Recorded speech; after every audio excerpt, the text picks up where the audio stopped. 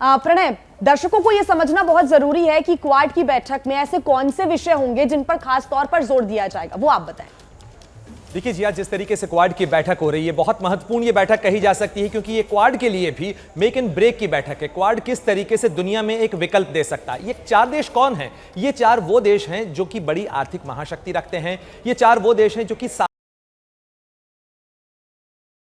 साथ ही Indo Pacific का इलाका, खासतौर पर एशिया प्रशांत का वो इलाका जो कि दुनिया में 60% आबादी को रखता है, साथ ही 40% से ज्यादा दुनिया का जीडीपी इस इलाके से आता है। इसलिए ये इलाका बहुत महत्वपूर्ण है। साउथ चाइना सी जिसकी हम बात कर रहे हैं, जिसको लेकर विवाद है, जहां पर चीन अपनी दादागिरी दिखाता है, वहां से अगर हम इन्हीं देशों की बात करें तो जापान का 90% जो एनर्जी ट्रेड है वो इसी इलाके से जाता है। साथ ही दुनिया का 30% जो एनर्जी ट्रेड है या जो शिपिंग का बड़ा कारोबार है वो इस इलाके से जाता है। और इस इलाके में चीन ने क्या किया है?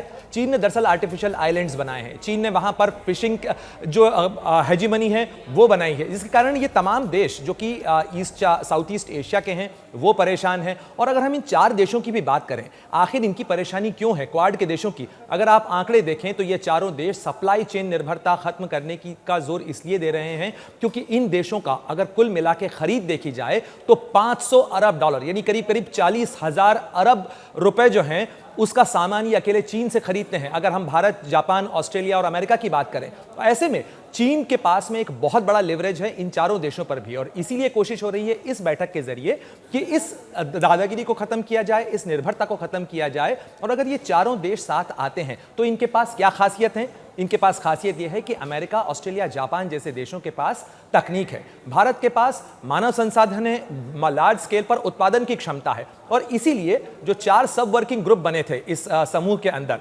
उसके अंदर वैक्सीन है, उसमें इंफ्रास्ट्रक्चर है, उसमें क्रिटिकल टेक्नोलॉजीज हैं, यानी जिसका जिक्र अभी विकास कर रहे थे, चाहे वो 5G की टेक्नोलॉजी हो, चाहे आर्टिफिशियल इंटेलिजेंस हो, चाहे मशीन लर्निंग हो, ड्रोन टेक्नोलॉजीज हो, इन्हें इमर्जिंग टेक्नोलॉजीज कहा जाता है। ये भविष्य की तकनीकें हैं। इसके अलावा क्लीन एनर्जी, क्लाइमेट चेंज, ये वो चीज है जिसके अंदर चीन का काफी दखल है। अगर हम बात करें जो ग्रीन टेक्नोलॉजीज की है, यानी भविष्य की जो टेक्नोलॉजी है, अगर हम इलेक्ट्रिक वाहन पर जाने की कोशिश करते हैं लेकिन आड़े आती है चीन की दादागिरी, क्योंकि चीन के पास लिथियम के भंडार और साथ ही जो रेयर अर्थ मेटल्स हैं उनकी माइनिंग पे, रिफाइनिंग पे चीन का बड़ा दबदबा है। करीब 80% दुनिया का कारोबार, 80% कारोबार चीन उस पर डोमिनेट करता है। साथ ही जो कोबाल्ट के भंडार हैं, लिथियम के भंडार हैं, उन देशों पर, चाहे वो अफ्रीका में हो जो कि इंडियन ओशन रीजन से जुड़े हुए हैं, ईस्टर्न अफ्रीका के, वहां पर चीन की दादागिरी है। तो ऐसे में इन देशों की कोशिश होगी कि एक वैकल्पिक तरीका तैयार किया जा सके जिस पर न केवल ये देश साझा कर सकें तकनीक, बल्कि दुनिया के अन्य देश भी इससे जुड़ सकें। और यही कोशिश थी जो Indo Pacific economic forum launch किया गया कल, उसके जरिए खड़ा करने की कोशिश की गई है, ताकि इन तमाम देशों को और अन्य विकासशील देशों को जो कि लोकतांत्रिक देश हैं उन्हें एक वैकल्पिक व्यवस्था मिल सके। उन्हें क्या मिल सके? उन्हें मिल सके सस्ता जो संसाधन है, आर्थिक संसाधन है, निवेश मिल सके, उनको सस्ती टेक्नोलॉजी मिल सके, साथ ही इंफ्रास्ट्रक्चर बिल्डिंग के लिए, यानी चीन ने जिस तरीके से BRI बनाने की कोशिश की थी, जिस तरीके से वो नए अपनी चेकबुक डिप्लोमेसी करने की कोशिश कर रहा है। और आप देखें भारत के इर्द गिर्द जिस तरीके से चीन ने एक स्ट्रिंग ऑफ पर्ल्स बनाने की कोशिश की, जिस तरीके से उसने चेकबुक के जोर पर राजनीति को खरीद कर सत्ताएं बदलने और बिगाड़ने का खेल किया, चाहे वो नेपाल में हो, चाहे श्रीलंका में हो या मालदीव्स में हो, इन तमाम इलाकों के अंदर चीन की जिस तरीके से पैठ नजर आई है वो निश्चित रूप से भारत के लिए चिंता पैदा करती है, जापान के लिए चिंता पैदा करती है, ऑस्ट्रेलिया के लिए परेशानी पैदा करती है और मुश्किलें बढ़ाती है अमेरिका के लिए भी। और यही वजह है कि ये चारों देश साथ मिलकर आ रहे हैं, क्योंकि अब वक्त आ गया है कि ये चारों देश मिलकर महत्वपूर्ण कार्रवाई करें, महत्वपूर्ण कदम उठाएं। क्या कदम उठाएं?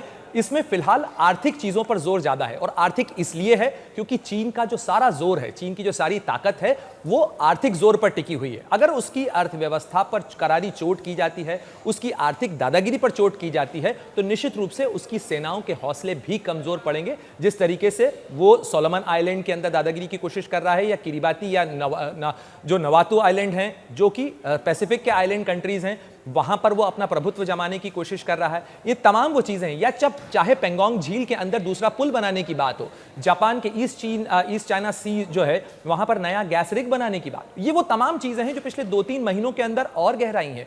इसलिए आज जब क्वाड के ये चारों प्रमुख जुटेंगे तो निश्चित रूप से बातचीत होगी इस चीज को लेकर कि ठोस रूप से क्या समाधान तैयार किया जा सकता है, डिलीवर क्या जमीन पर किया जा सकता है।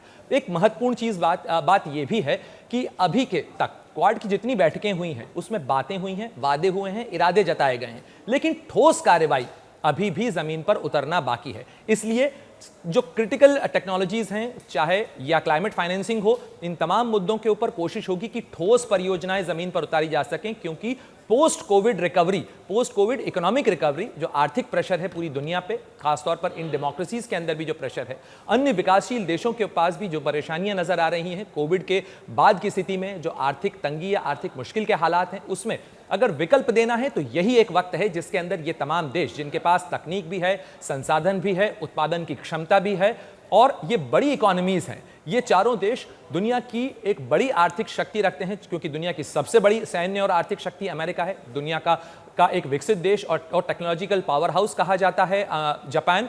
भारत दुनिया की चौथी सबसे बड़ी इकोनॉमी है और भारत के पास व्यापक क्षेत्र में उत्पादन की क्षमता है, बड़ा मानव संसाधन है, दुनिया की दूसरी सबसे बड़ी आबादी है और दुनिया की युवा आबादी है जिसका इस्तेमाल किया जा सकता है। तो ये वो चीजें हैं जो इस समय टेबल पर मौजूद हैं। टेबल पर यही रखने की कोशिश ये तमाम देश कर रहे हैं।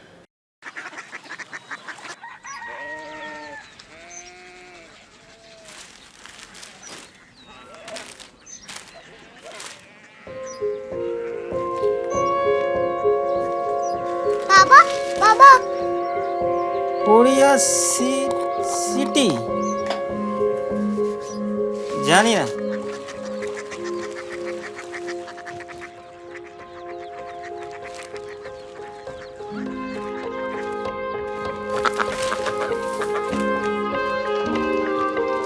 कोरिया सिटी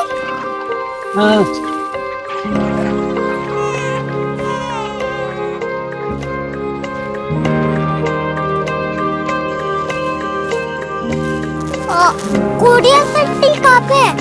शहर अंग्रेजी लगे हैं।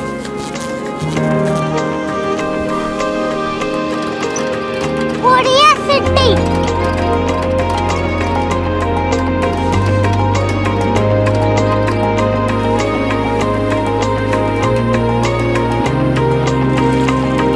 वो बहुत दूर है।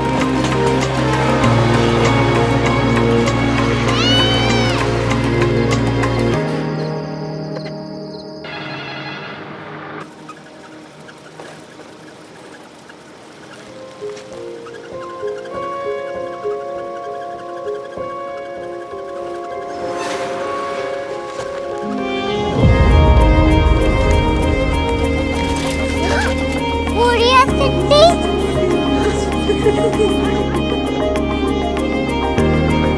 दुनिया को नहीं, कुछ लोग बड़े होते हैं। कोरिया सिटी कहाँ है? प्रोफेसर साहब को पता होगा।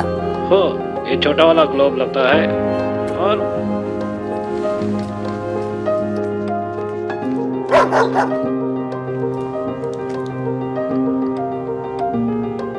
पता नहीं, मेरी बेटी से जाके मिल लो, शायद उसे मालूम हो।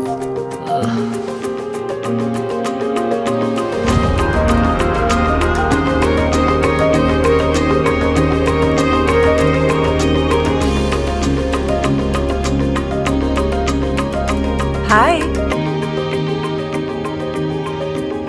बाबा ने भेजा है। Come here. Korea city Korea city नहीं, क्यूरियोसिटी। वो क्या? That's what brought you here, जो तुम्हें यहाँ तक ले आया। क्यूरियोसिटी